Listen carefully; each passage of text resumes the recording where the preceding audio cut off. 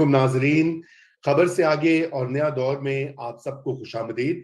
آج جمعہ ہے اور حسب سابق نجم سیٹھی صاحب میرے اور مرتضیٰ سولنگی صاحب کے ساتھ موجود ہیں۔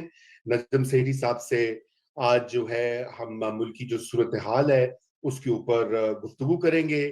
آج ان کا اداریہ بھی چھپا ہے دا فرائیڈے ٹائمز میں، جس میں انہوں نے ملک میں جو بڑی سرخیاں ہیں، ہیڈ لائنز جو ہیں، ان کا تجزیہ پیش کیا ہے سب کو۔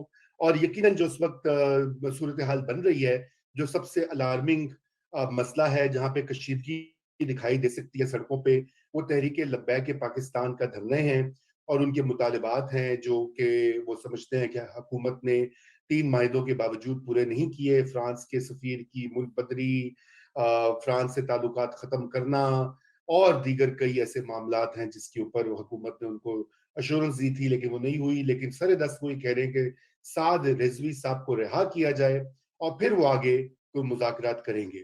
پہلی تو یہ ہماری ہوگی بات۔ دوسری، آپ سب کے علم میں ہے جو پچھلے چند دنوں بلکہ 2 ہفتوں سے مسئلہ بنا ہوا ہے ایک نوٹیفیکیشن کا، وہ نوٹیفیکیشن آج بھی نہیں آیا۔ بہت سی اس کے اوپر تھیں قیاس آرائیاں کہ آج شاید وہ ایشو ہو جائے گا، اور نوٹیفیکیشن سے مراد نئے D G I S I کی تقرری کا نوٹیفیکیشن۔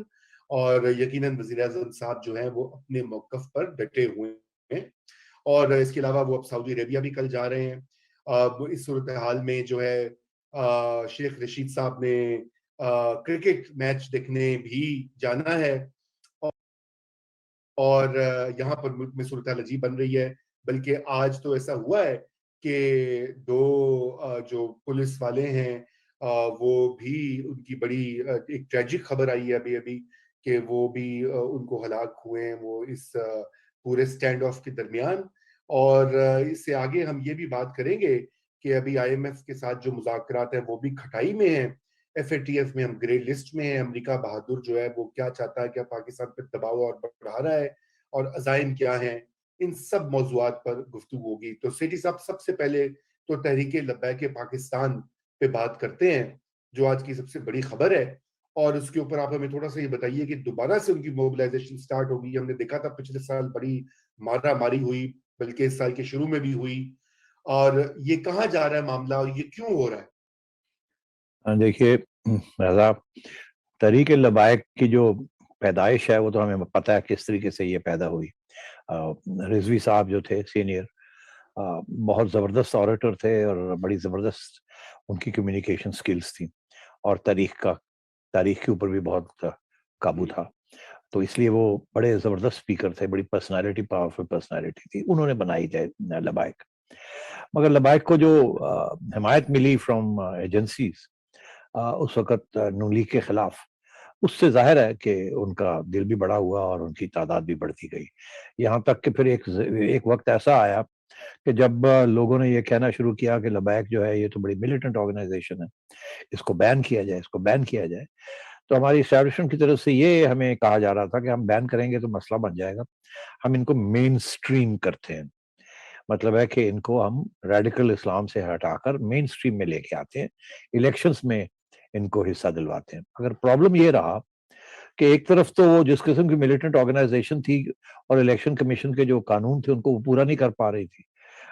تو الیکشن کمیشن نے ان کو بین کرنا پڑا، اور جب بین کر دیا تو اس کے بعد پھر گورنمنٹ کے اوپر پریشر آیا کہ گورنمنٹ نے بین کیا، مگر الیکشن کمیشن کے اوپر یہ پریشر تھا کہ ہم نے مین سٹریم کرنا ہے تو ان کو الیکشن لڑنے دیں، تو گورنمنٹ نے ایک ہاتھ سے ان کو بین کیا، دوسرے ہاتھ سے ان کو الیکشن کی طرف دھکیلا۔ بین اس لیے کیا کہ ہم چاہیں گے تو وہاں سے بھی روک سکتے ہیں آپ کو، مگر آپ بہتر یہ ہے کہ آپ یہ راستہ استعمال کریں، پھر یہ بین بھی جب آپ پیسفل ہو جائیں گے تو اتار دیا جائے گا۔ تو یہ ٹیکٹکس تھے، ایک ہاتھ سے بین کرنا، دوسرے ہاتھ سے الیکشن میں اس طرف دھکیلنا کہ آپ ادھر جائیں۔ پھر آپ نے دیکھا کہ الیکشن میں بھی جو بائی الیکشن بھی ہوئے ہیں، اس سے 2018 کی الیکشن میں بھی ٹھیک ٹھاک ووٹ لے گئے، چوتھی یا پانچویں نمبر پہ آ گئی لبیک، خصوصاً کراچی میں تو ٹھیک ٹھاک، اور پنجاب میں بھی کچھ ایریاز میں۔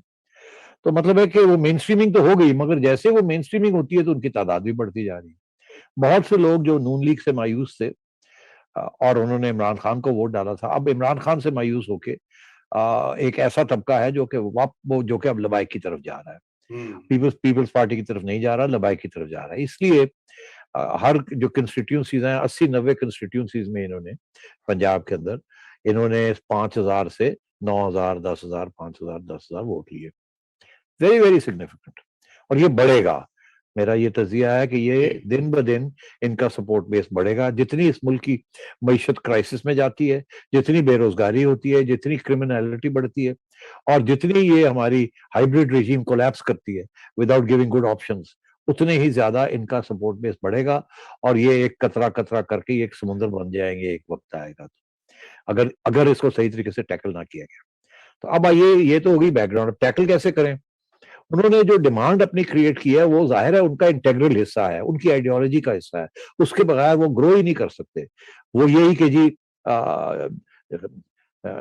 جو پیگ انہوں نے کیا ہے, جس پیگ کے اوپر لبیک انہوں نے اب فرانس کے ایمبیسڈر کے اوپر حملہ کیا ہے کہ جی ان کو ہٹائیں یہاں سے, بیکاز آف واٹ ہیپنڈ.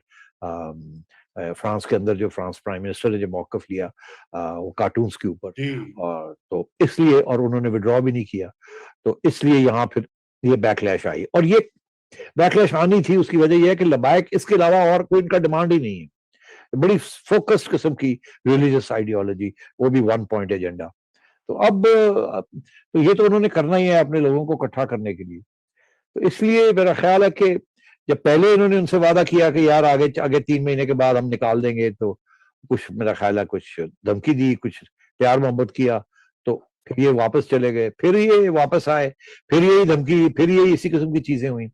اب اور جب انہوں نے دیکھا حکومت نے کہ یہ تو اب سعد رضوی جو ہے ان کے جو لیڈر وہ بات نہیں مان رہے, تھوڑے ملیٹنٹ ہوتے جا رہے ہیں, اور ظاہر ہے اس کو ملیٹنٹ ہونا ہی تھا, بیکاز اس کا رینک اینڈ فائل اس سے وہی توقع کرتی تھی جو ان کے والد سے توقع کرتی تھی.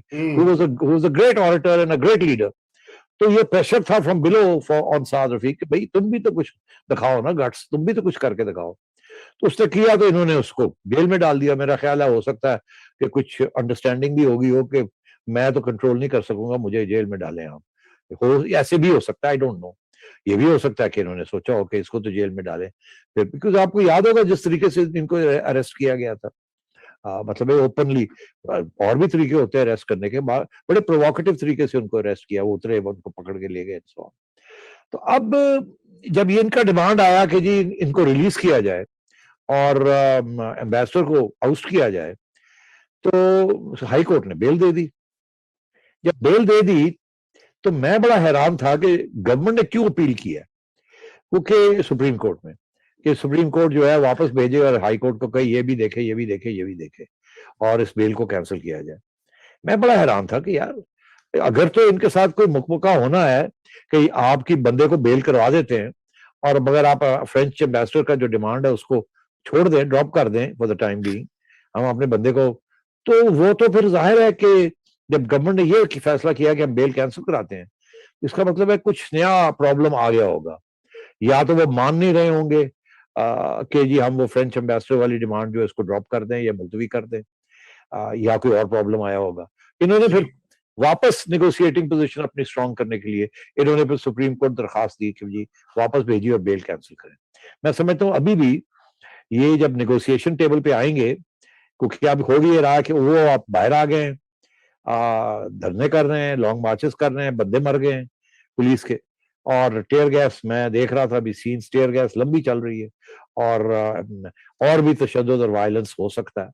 تو اس لیے میں سمجھتا ہوں کہ گورنمنٹ کے پاس اس وقت ایک ہی کارڈ ہے, وہ یہی ہے کہ پہلے بیل کینسل کروائیں, پھر ان کے ساتھ بیٹھ کے نیگوسیشن کریں اور پھر بیل کروا دیں, یا اتنی دیر تک بیل کو پینڈنگ رکھیں تاکہ اور جب تک ان کے ساتھ کوئی بیٹھ کے بات نہیں ہوتی تو پھر سعد رفیق کے ساتھ جیل میں بات کر کے ان کو ہائی کورٹ کو پیار سے سمجھا دیا جائے کہ جی ان کو بیل کر دیں, یا وہ پرانا جو کیس ہے اس کو رہنے دیا جائے.